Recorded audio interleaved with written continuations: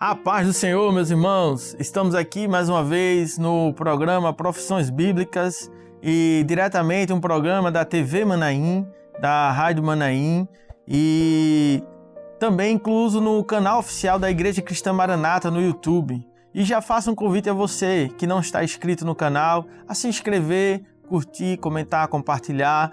Vai ser um prazer receber também ali a sua mensagem. E hoje, no programa, estamos aqui para tratar um pouquinho também sobre os militares. E aqui eu trouxe aqui comigo um companheiro, pastor Wellington, que é das Forças Armadas, major das Forças Armadas, e ele vai nos ajudar aqui a explicar um pouquinho sobre alguns detalhes do militar, como é que está relacionado a essa profissão dentro do contexto bíblico, onde é que nós falamos, onde é que o homem ele começa ali a se organizar nesse aspecto. E para dar início, eu gostaria de deixar um texto aqui da palavra do Senhor, que está lá em Mateus, capítulo 8, verso 5. Diz assim: E entrando Jesus em Cafarnaum, chegou junto dele um centurião, rogando-lhe, dizendo: Senhor, o meu criado jaz em casa paralítico, e violentamente atormentado. E Jesus lhe disse: Eu irei e lhe darei saúde. Meus irmãos, já vemos aqui uma organização aqui que a palavra ela deixa bem clara, que é o centurião. Centurião já é uma organização militar, então ele podia só ter dito que vinha aqui um soldado, mas a palavra ela frisou no centurião pela importância social que aquele cidadão, né, aquela pessoa ela tinha para a sociedade da época. Mas estamos falando aqui um pouquinho sobre militar e eu queria convidar o pastor Wellington para nos trazer as informações aqui, pastor, assim, o militar, como é que ele se correlaciona dentro da Bíblia, a profissão militar mesmo, né? Como é que a gente enxerga hoje dentro da palavra do Senhor? Pastor Felipe, a paz do Senhor a todos que nos assistem. A profissão militar, ela é muito antiga. Já no Antigo Testamento nós vemos a presença dos militares. Nós vemos ali, no início da vida de Davi, né? O exército dos filisteus afrontava o exército de Israel, então, ou seja, as nações ali tinham exércitos, tinham militares, né? Porque o militar ele tem a função da defesa, a defender a sua pátria, os seus interesses. Então, já naquela época, desde que as nações ali se formaram, cada um tinha o seu exército.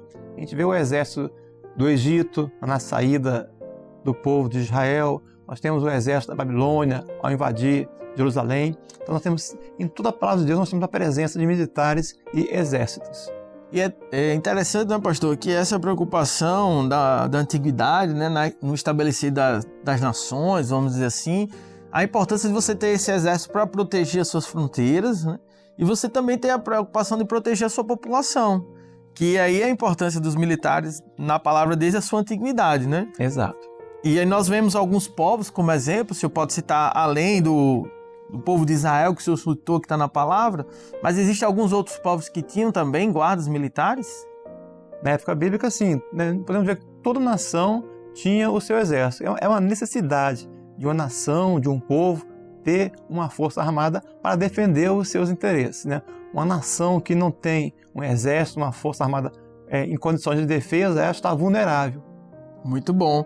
E, pastor Wellington, o senhor é da Forças Armadas, Força Aérea, né, brasileira, mas eu pergunto, quando a gente fala desse exército, essa parte militar, qual era a força que mais exercia? Porque hoje nós conhecemos o Exército, a Aeronáutica e a Marinha, vamos dizer. São as três grandes forças do Exército brasileiro, né? Da nação brasileira. Mas naquela época já existia essa formação desse cuidado? Como é que se tornava isso, vamos dizer assim, um pouquinho antes de Jesus, mais na antiguidade? Na época bíblica, tanto no Antigo Testamento como no Novo Testamento, nós só vemos a palavra do exército. De uma forma geral, seria o exército terrestre. É a força terrestre que nós chamamos hoje.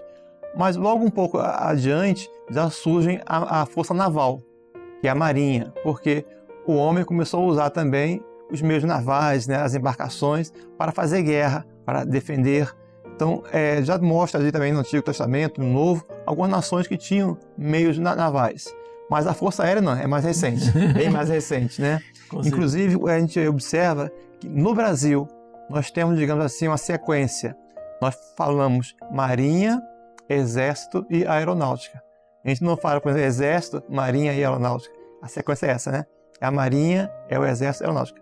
Porque é a ordem em que essas forças foram surgindo.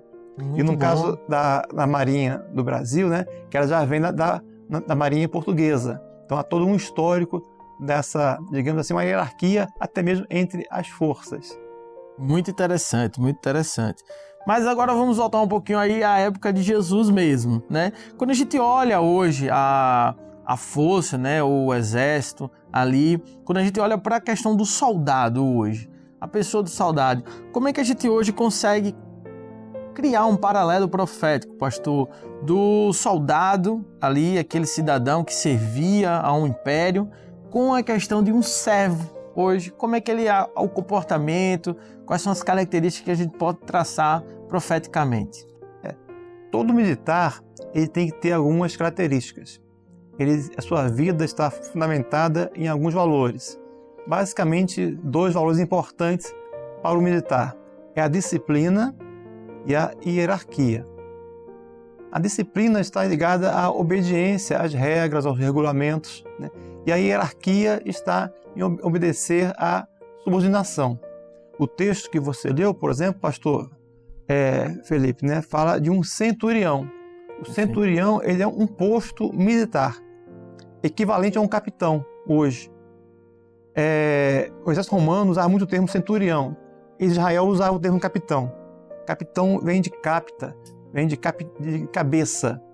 Então ali o exército botava cabeça sobre um grupo de soldados. Era o capitão daquele grupo ali. Tinha um governo, tinha um comando de um grupo de soldados. O centurião, no exército romano, ele era aquele que tinha o comando sobre um grupo de 100 soldados. Aquele grupo ali de 100 soldados se chamava centúria. Então quem comandava uma centúria era o centurião. Ele tinha um governo ali, comandava aquela tropa de 100 soldados. Trazendo para o servo de Deus hoje, nós também, né? Nós sabemos que o servo de Deus ele tem obediência. Obediência ali aos mandamentos, às orientações do Senhor, às revelações. Então, uma característica que nós aprendemos desde que entramos na igreja é a importância de obedecer. Isso está ligado à disciplina. Perfeito. E nas Forças Armadas, nós costumamos dizer que algo que nós desejamos muito e buscamos é a chamada disciplina consciente. O que é isso? É você obedecer não por causa do medo de uma represária, o medo de uma punição, mas você obedece, uma obediência consciente, voluntária, porque você valoriza aquele modo de viver, você valoriza os regulamentos, você sabe que aquilo ali é importante para você. O servo do Senhor é assim. Obedecemos não por medo de Deus, mas nós obedecemos por um temor, por um amor que nós temos àquilo que o Senhor tem nos dado. E dentro da igreja, podemos dizer de certa forma, nós temos também a hierarquia, né? O pastor é o homem que Deus colocou ali para ter o governo, exercer o governo sobre aquela igreja, né? E o bom servo, a boa ovelha, ela obedece ao pastor, ela tem obediência, aquilo que o pastor fala, ela ouve, ela guarda, porque ela sabe que o Espírito Santo tem um zelo pelo ministério, tem um zelo pelo pastor. Até pouco tempo atrás, pastor Felipe, as igrejas, né, nós foram criados os grupos de assistência. Perfeito. E como é que era o nome do responsável do grupo de assistência? Capitão. É o capitão. Hoje em dia não se usa muito esse termo, né? É o responsável pelo grupo. Então, você que nos assiste, né, que não é da igreja, a nossa igreja, o Senhor deu uma revelação maravilhosa. A igreja é dividida em grupos de assistência, para facilitar a assistência. Tem um pastor é responsável pela igreja, e cada grupo de assistência hoje chamamos de responsável pelo grupo. É um obreiro experiente, é um diácono, mas até pouco tempo atrás, né, era o capitão do grupo.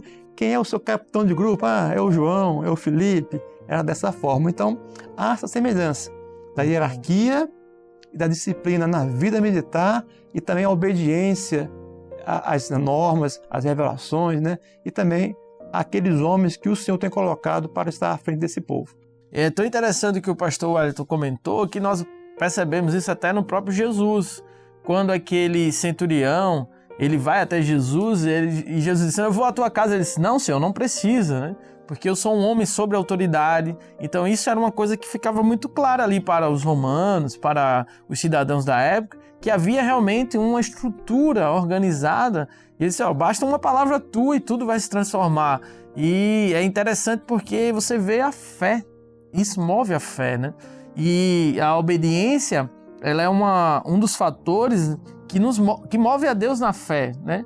Quando a gente lê lá em Hebreus também, a palavra fala, né, que a fé foi imputada por justiça na vida de Abraão, porque ele foi obediente ao Senhor, ele seguiu, né, toda a voz do Senhor, ele não duvidou, ele não questionou. E eu acho isso muito interessante na estrutura militar. Não há um questionamento da ordem, vamos dizer assim, do comando, né? O comando ele é dado e nós seguimos, né? E isso é maravilhoso, porque a obra do Senhor é assim, né, pastor Wellington? Verdade. E os militares, eles prezam muito isso, né? Eles prezam essa hierarquia, essa obediência que o pastor Wellington pontuou muito bom. Isso, é. Inclusive, pastor Felipe, né? Nós vemos muitos militares membros de igreja. Os militares têm uma afinidade com a obra do Espírito Santo, porque a obra do Espírito Santo é uma obra de obediência. Os militares já estão acostumados com isso na sua vida profissional. Então, quando eles chegam na igreja, eles se reconhecem nessa estrutura, onde o governo do Espírito Santo, temos as direções, temos as orientações. E é interessante, nós estávamos nesse final de semana há pouco tempo ali, né, com os jovens num seminário. Você vê 2.000, 3.000 jovens e tudo acontece de forma ordeira. Né? Por quê? Porque é um governo do Espírito Santo ali operando que traz toda aquela solenidade ali em qualquer evento. E o texto que você falou, Felipe, né? Muito interessante, porque o centurião disse, né, no verso 9, pois também eu sou homem sob autoridade e tenho soldados e as minhas ordens. E digo a este, vai, ele vai, a outro vem, ele vem, é o meu criado, faze isto, e ele o faz. Então, ele comparou, né, a sua autoridade sobre os soldados, ele reconheceu na pessoa do Senhor Jesus uma autoridade suprema que tinha autoridade para dar uma ordem, uma palavra do Senhor Jesus seria capaz de curar o seu servo. Ele creu, foi fé. Foi fé. Né? Que em princípio ele pensou, ele precisa ir lá na minha casa. Mas depois ele falou, não, eu sou homem de autoridade, mas há diante de mim alguém maior, que eu não sou digno de recebê-lo em minha casa, mas uma palavra do Senhor vai curar. Diga uma palavra. Isso é fé. É fé. E uma autoridade tão suprema que capaz de ultrapassar as barreiras humanas, né? A razão, porque a cura ali para o seu servo era algo que era impossível, né? Não tinha mais o que a medicina ali local fazer, mas o Senhor, ele tinha uma palavra de poder. E tem uma palavra para você também, meu amigo. O Senhor quer salvar a tua vida, quer tocar no teu coração, basta você crer e entender que Ele está sobre as nossas vidas como um Deus de amor, um Deus maravilhoso, um Deus que quer nos ensinar. Meus irmãos, o assunto é muito vasto sobre militares aqui, o pastor Wellington está conosco, mas nós vamos continuar no próximo episódio falando um pouquinho mais sobre as armas, falando um pouquinho sobre a correlação com a igreja hoje, nos nossos dias. Então eu convido você a continuar conosco e agradecer a presença do pastor Wellington aqui. A paz do Senhor, pastor Wellington. A paz do Senhor, pastor Felipe, é um prazer. A paz do Senhor a todos. A paz do Senhor, meus irmãos, até o próximo episódio.